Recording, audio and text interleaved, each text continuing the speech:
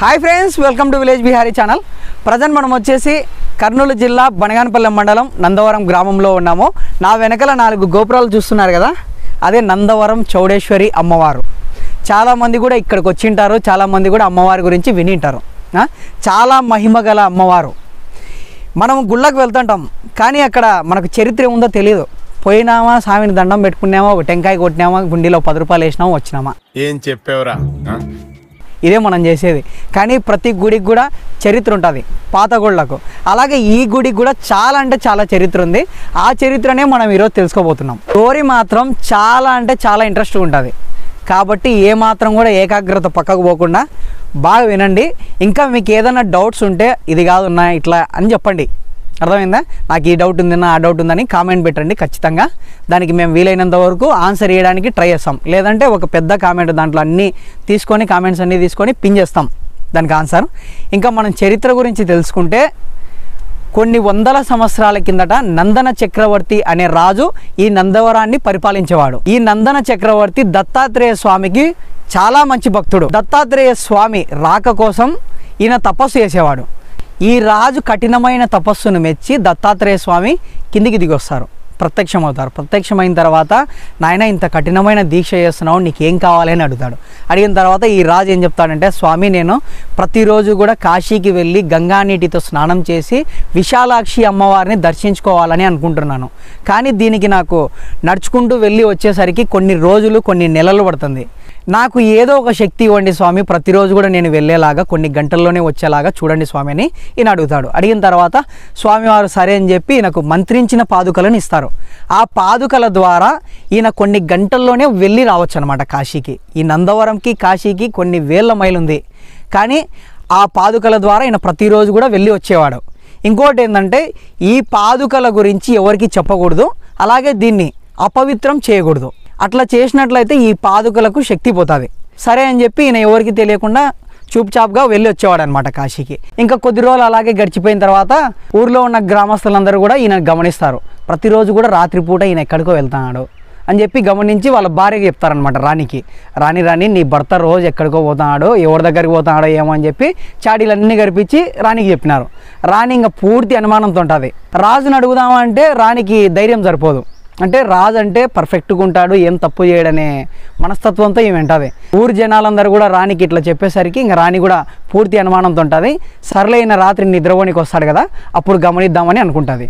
దాని తర్వాత రాజు యథావిధిగా ప్రతిరోజులాగానే వచ్చి పడుకుంటాడు. పడుకున్న తర్వాత ఈమె ఏం చేస్తుందంటే, రాజు వస్త్రాలకు కొంగు ముడేసుకుంటుంది. వేసుకున్న తర్వాత ఇంకా రాత్రి అవుతుంది. రాత్రి అయిన తర్వాత బాగా పడుకుంటారు. ఈయన మధ్యలో ఇంకా ప్రతిరోజు కూడా కాశీకి పోతానులా అట్లే లేస్తాడనమాట. లేచి ఇంకా ఇట్లా లేగానే ఈవిడ కూడా లేస్తుంది, ఎందుకంటే కొంగుకు మూడేసుకుంటుంది కదా. ఈవిడకు కూడా మెలకు వచ్చి రాణి కూడా లేస్తుంది. ఎక్కడికి వెళ్తున్నావు అని అడుగుతుంది. అంటే ఒక మంచి కార్యం కోసమే వెళ్తున్నాను అని చెప్తాడు. సరే నేను కూడా నీతో పాటు వస్తానని చెప్పి రాణి చెప్తుంది. అంటే వద్దు, ఇది నేను మాత్రమే వెళ్ళాలి, నువ్వు దయచేసి అర్థం చేసుకొని నేను ఎక్కడికి వెళ్తున్నాను అని రాజు చెప్తాడు. చెప్పిన తర్వాత సరే మంచి కార్యానికి అంటున్నావు కదా, నేను కూడా వస్తా, నన్ను కూడా తీసుకెళ్ళు అని రాణి చెప్తుంది. చెప్పిన తర్వాత ఇంకా రాజు ఒప్పుకోడు. మళ్ళీ ఇంకా లాస్ట్కి వచ్చేసి ఇంకా నువ్వు ఎక్కడికి వెళ్తున్నావో ఏమో అది ఇది అని చెప్పి రాణి ఇంకొక 4 మాటలు ఎక్కువ చెప్తుంది. చెప్పేసరికి రాజు ఇంకా నేను దైవభక్తిలో నడుస్తున్నాను, ఇంత మంచి పని చేస్తున్నా కూడా నా భార్య దగ్గర నేను భయపడాల్సింది వస్తుంది. సరే ఏమైతే అదైందని చెప్పి రాణికి చెప్పి రాణిని కూడా ఆ పాదుకల ద్వారా కాశీకి తీసుకెళ్తాడు.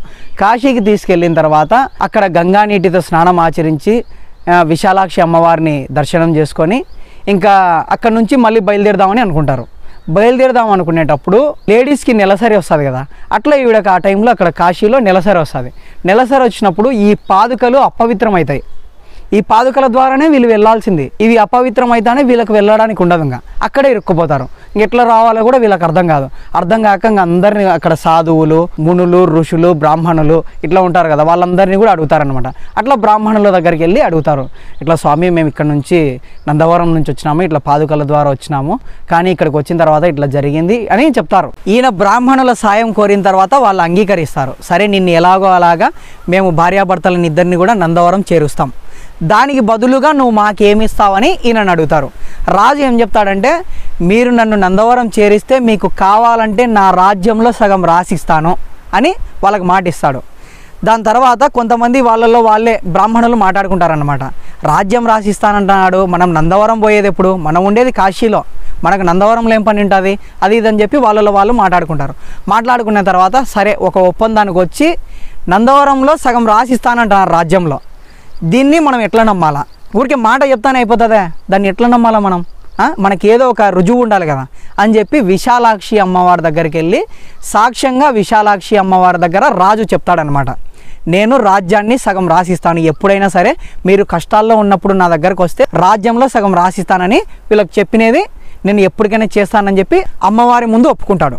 సరే అని చెప్పి వాళ్ళ శక్తులన్నీ ఉపయోగించి ఈ పాదుకలకు శక్తులు రప్పించి వీళ్ళిద్దరిని కూడా భార్యాభర్తల్ని, రాజును రాణిని ఇద్దరిని కూడా నందవరం చేరుస్తారు. ఓకే, ఇదంతా జరిగిపోయింది. ఇదంతా జరిగిపోయిన తర్వాత కొన్ని సంవత్సరాలకు కాశీలో విపరీతమైన కరువు వస్తుంది. ఆ కరువులో వీళ్ళకి తిండి కానీ నీరు కానీ అన్ని కరువు వస్తాయి. ఆ టైంలో వీళ్ళకి గుర్తొస్తాయి అన్నమాట, ఇంతకుముందు మనకు రాజు మాట ఇచ్చినాడు కదా, ఆ రాజు దగ్గరికి వెళ్తే మనకు ఎలాగో అలాగా తినడానికి తిండి, రాజ్యం అన్నీ మనకు వస్తాయని చెప్పి బ్రాహ్మణులు దాదాపు ఒక 6 నెలలు నడుచుకుంటూ నందవరానికి చేరుకుంటారు. నందవరానికి చేరుకొని ఇక్కడ రాజు దగ్గరికి వస్తారు. రాజా, నీకు ఆ రోజు మేము సాయం చేసినాం, దానికి బదులుగా నువ్వు ఎప్పుడైనా సరే రండి, మీకు సగం రాజ్యం రాసిస్తానని మీరు చెప్పారు, మాకు ఈరోజు మేము కష్టాల్లో ఉన్నాం కాబట్టి మీ రాజ్యంలో మాకు సగం రాసియాలని అడుగుతారు. బ్రాహ్మణుల మాట విన్న రాజు ఇలా చెప్తాడు వాళ్ళతో, ఎవరినైనా మీరు నా దగ్గరకు వచ్చి నా రాజ్యమే అడుగుతున్నారు, మిమ్మల్ని ఎప్పుడు కూడా నేను చూడలేదు, మీరు ఎవరో కూడా నాకు తెలియదు, నా రాజ్యం రాసియమంటే ఎట్లా రాసియాలి, నేను ఏదో అంతో ఇంతో దానం అయితే చేస్తా, అంతేగాని రాజ్యం అడుగుతున్నారు మీరు ఎవరో కూడా నాకు తెలియదని నిర్మోహమాటంగా అబద్ధం చెప్పేస్తాడు. అప్పుడు బ్రాహ్మణులు ఆశ్చర్యపోతారు, ఏందబ్బాయినా ఇంత మాట ఇచ్చినాడు, మాట ఇచ్చినా కూడా మాట తప్పుతున్నాడు, అబద్ధాలని నోరు తెరిచి అబద్ధాలని మాట్లాడుతున్నాడు అని అనుకుంటారు. అనుకున్న తర్వాత కథ మొత్తం వివరిస్తారు రాజుకి, ఇట్లా వచ్చినాడు స్వామి, మీరు పాదుకలకు శక్తి కోల్పోయింది మొత్తం చెప్పిన తర్వాత కూడా రాజు మీరెవరో కూడా నాకు తెలియదని చెప్పేసినాడు. సరే, మీరు ఇంత కథ చెప్పినారు కదా, నేను ఇట్లా వచ్చినా అట్లా వచ్చినా అని చెప్తున్నారు కదా, దీనికి ఏమన్నా సాక్ష్యం ఉందే? అప్పుడు బ్రాహ్మణులకు గుర్తుకొస్తుంది, విశాలాక్షి అమ్మవారిని మనం సాక్ష్యం పెట్టినాం కదా, ఎలాగైనా సరే అమ్మవారిని పిలుచుకొని రావాలా అని చెప్పి కాశీకి వెళ్ళి అమ్మవారిని అడుగుతారు. అడిగిన తర్వాత సరేనైనా నేను సాక్ష్యం చెప్పడానికి మీతో పాటు నేను వస్తానని చెప్పి అమ్మవారు చెప్తారు. చెప్పిన తర్వాత అమ్మవారు ఏం చెప్తారంటే, మీరు ముందెళ్ళండి, నేను మీ వెనకల వస్తాను, మీరు ఏమాత్రం కూడా నందవరం చేరేంత వరకు వెనక్కి తిరిగి చూడకూడదు అని చెప్తారు. సరే అమ్మ అని చెప్పి ఆ కాళ్ళ చప్పుడు చేసుకుంటూ అమ్మవారు నందవరానికి వస్తుంటారు, వీళ్ళు ముందర వెళ్తుంటారు. సరే అమ్మవారు కూడా వస్తున్నారు కదా అని చెప్పి వీళ్ళు ముందుకు సాగుతా నందవరం చేరుకుంటారు. దగ్గర నందవరానికి వచ్చిన తర్వాత కాళ్ళ చప్పుడు రావడం ఆగిపోతుంది. అప్పుడు వీళ్ళు అమ్మవారు వస్తున్నారో లేదో అని చెప్పి వెనక్కి తిరిగి చూస్తారు. వెనక్కి తిరిగి చూడడంతో అక్కడికి అమ్మవారు అక్కడ శిల అయిపోయినారని చెప్పి అదొక కథ. ఇంకొక కథ ఏంటంటే, ఇంకా అమ్మవారు వచ్చేస్తారు. వచ్చిన తర్వాత రాజు ముందర అమ్మవారు సాక్ష్యం చెప్తారు, ఇట్లా ఆ రోజు నువ్వు మాట ఇచ్చినావు నాయనా, నువ్వు ఖచ్చితంగా వీళ్ళకు రాజ్యం రాసి ఇవ్వాల్సిందే అని చెప్పి అమ్మవారు చెప్పిన తర్వాత, అమ్మ నువ్వు మా ఊరికి చేరుకోవడం కోసమే నేను వీళ్ళతో అబద్ధం చెప్పాను, వీళ్ళతో అబద్ధం చెప్పడంతో నువ్వు ఎలాగైనా సరే ఇక్కడికి వస్తావనే నమ్మకంతో ఇలా చెప్పడం జరిగింది, అంతేగాని నేను అబద్ధం చెప్పాలనే ఉద్దేశంతో కాదు, నన్ను క్షమించండి అని చెప్పి రాజ్యంలో సగం కాదు రాజ్యం మొత్తం కూడా బ్రాహ్మణులకు రాసి ఇచ్చినాడంట. అమ్మ నువ్వు ఇక్కడే ఉండిపో, కాశీకి వెళ్ళొద్దని ఈ రాజు వేడుకోవడంతో చౌడేశ్వరి దేవి అమ్మవారుగా ఇక్కడే కొలువైనారు అమ్మవారు. ఇప్పుడు మనం విన్నాం కదా, ఇదంతా కూడా ఈ గుడికున్న చాలా మంచి చరిత్ర. అలాగే ఈ గుడి లోపలనే ఒక స్వరంగ మార్గం ద్వారా ఆ రాజు కాశీకి వెళ్ళేవాడంట. అది కూడా మనకు ఇప్పుడు స్వరంగ మార్గం ఉందా లేదంటే మూసేసినారా అనేది నేను చెప్పను, డైరెక్ట్ మనం వీడియోలో పోయి చూద్దాం. Let's start our video.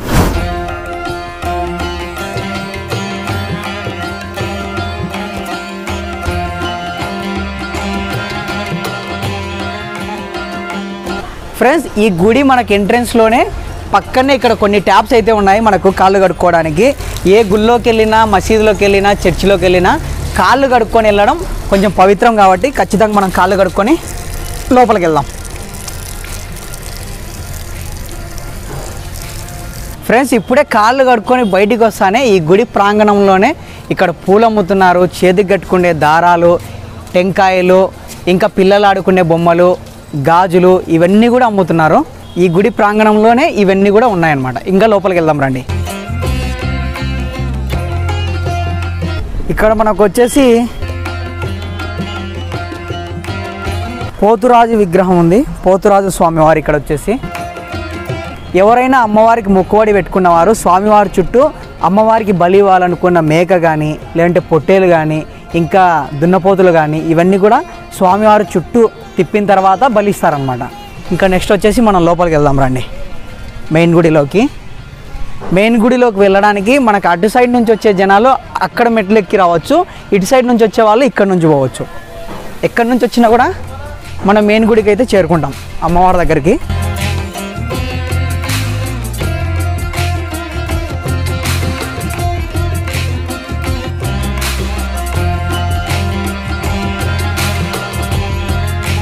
Friends, ఈ గుడికి వచ్చేసి మొత్తం 4 ముఖద్వారాలు ఉన్నాయి.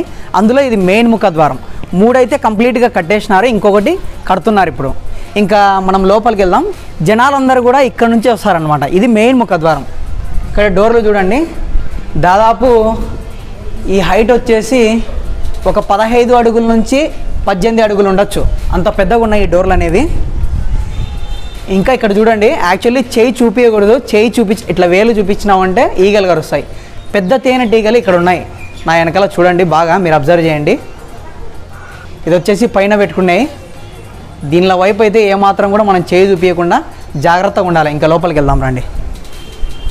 ఇప్పుడే గుళ్ళోకి అయితే ఎంటర్ అయినాము. జనాలు ఎక్కువ ఉన్నారు కాబట్టి కొంచెం మాస్క్ కూడా పెట్టుకునే అవసరం ఉంది, ఖచ్చితంగా పెట్టుకోవాలా.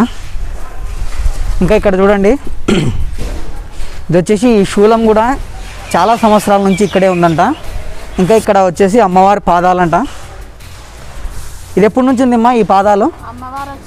అమ్మవారు వచ్చినప్పటి నుంచి, పురాతన కాలం నుంచి ఇక్కడే ఉన్నాయన్నమాట. ఆ రాజు కాలం నుంచి కూడా ఈ అమ్మవారి పాదాలు. అలాగే ఇది శ్రీచక్రం అమ్మ, ఇది శ్రీచక్రం. సరే ఫ్రెండ్స్, శ్రీచక్రం ఇంకా అమ్మవారి పాదాలు, ఈ పెద్ద శూలం చూసినారు కదా. నెక్స్ట్ వచ్చేసి ఫ్రెండ్స్, స్టోరీలో మీకు ఒక విషయం చెప్పడం మర్చిపోయాను. ఈ నందన రాజు కానీ, ఇంకా బ్రాహ్మణులు కానీ, అమ్మవారు కానీ, వీళ్ళందరూ కూడా ఒక స్వరంగ మార్గం ద్వారా ఈ నందవరానికి చేరుకున్నారు. ఆ స్వరంగ మార్గం ఉన్న ప్రదేశానికి ఇప్పుడు మనం వెళ్ళబోతున్నాం. రాండి వెళ్దాము. స్వరంగ మార్గం ఉందో లేదో చూసిన తర్వాత నాకైతే తెలుసు, ఏమంటే మీకు సస్పెన్స్లో ఉంచినాను. ఇంకా ఇక్కడ వర్క్ అంతా జరుగుతుంది. అదే చెప్పినాను కదా, గోపురం కడుతున్నారని చెప్పి. ఇటు సైడ్ కంప్లీట్ అయిపోయింది ఆల్మోస్ట్, ఇంకొంచెం ఉందేమో వర్క్. మనం ఇక్కడ నుంచి మెట్ల ద్వారా కిందికి దిగాలి.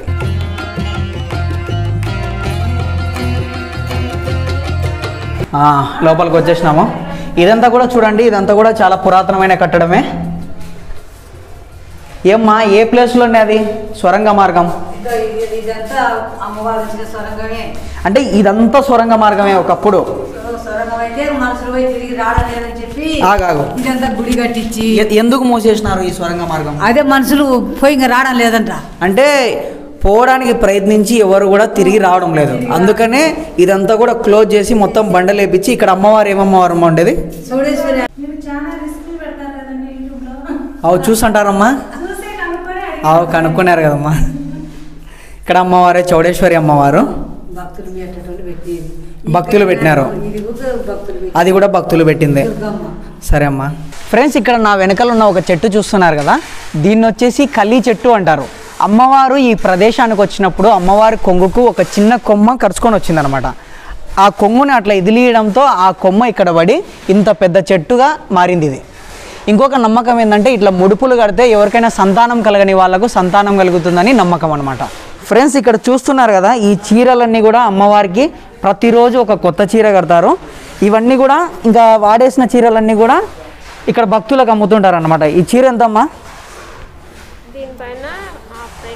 Half rate. ఇది అంటే ఏదైనా కానీ మీరు డబల్గా తెచ్చినది తక్కువ రేట్లో అమ్ముతుంటారు ఇక్కడ భక్తులందరికీ కూడా, సగం రేటుకి అమ్ముతారు. అంటే ఇది ఫర్ ఎగ్జాంపుల్ 2000కి తీసుకొచ్చినారంటే ఇది 1000 రూపాయలకి ఇక్కడ భక్తులకు అమ్ముతారనమాట. చాలామంది కొనుక్కుంటుంటారమ్మా, చాలామంది కూడా ఇక్కడ తీసుకుపోతుంటారంట. అంటే ప్రతి చీరకు కూడా దాన్ని కొనుక్కొచ్చిన రేట్లో సగం. అన్ని రకాల చీరలు కూడా ఇక్కడ ఉన్నాయన్నమాట. ఇది వచ్చేసి 400. అంటే 400 ఉంది దీని మీద, అంటే 200కే ఇస్తారంట ఈ చీర. పోయేటప్పుడు మా అమ్మ కూడా తీసుకుపోతాక. ఈ గుడి కట్టడం అంతా కూడా నందన చక్రవర్తి కాలంలో కట్టియడం జరిగింది. అలాగే అదే సమయంలో నవనందులు కూడా కట్టించినారంట. ఒకసారి చూడండి, ఈ గుడి కట్టడం అంతా కూడా చాలా స్ట్రాంగ్ ఉంది, ఏ మాత్రం కూడా చెక్కు చెదరలేదు.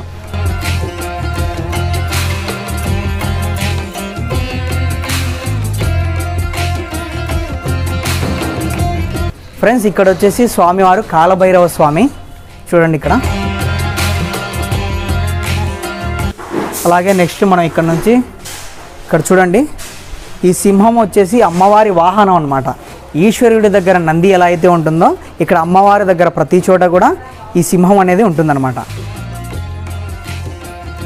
రండి లోపలికి వెళ్దాం. వీళ్ళను సిద్ధులు అంటారు, వీళ్ళు ద్వారపాలకులు. ఫ్రెండ్స్ ఇక్కడ చూస్తున్నారు కదా, ఇవి వచ్చేసి అమ్మవారికి చేపించిన బంగారు పాదాలు. ఇది వచ్చేసి చౌడేశ్వరి అమ్మవారి గర్భాలయం.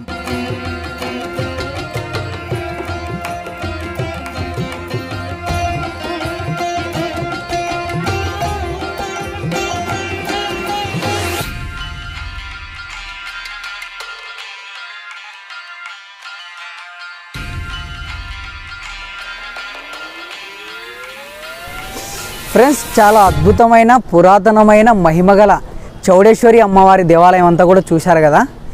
తప్పకుండా కొత్త వాళ్ళు ఎవరైనా చూస్తుంటే మన ఛానల్ని సబ్స్క్రైబ్ చేసుకోండి. పాత వాళ్ళు అయితే తప్పకుండా ప్రతి ఒక్కరికి షేర్ చేయండి. అలాగే వీలైతే మీకు ఏదైనా డౌట్స్ ఉంటే కామెంట్ పెట్టండి. లైక్ కొట్టడం మాత్రం అస్సలు మర్చిపోవద్దు. బాయ్ బాయ్, లవ్ యూ అందరికీ. కెమెరామెన్ నరేంద్రతో మీ షాహిద్, బాయ్.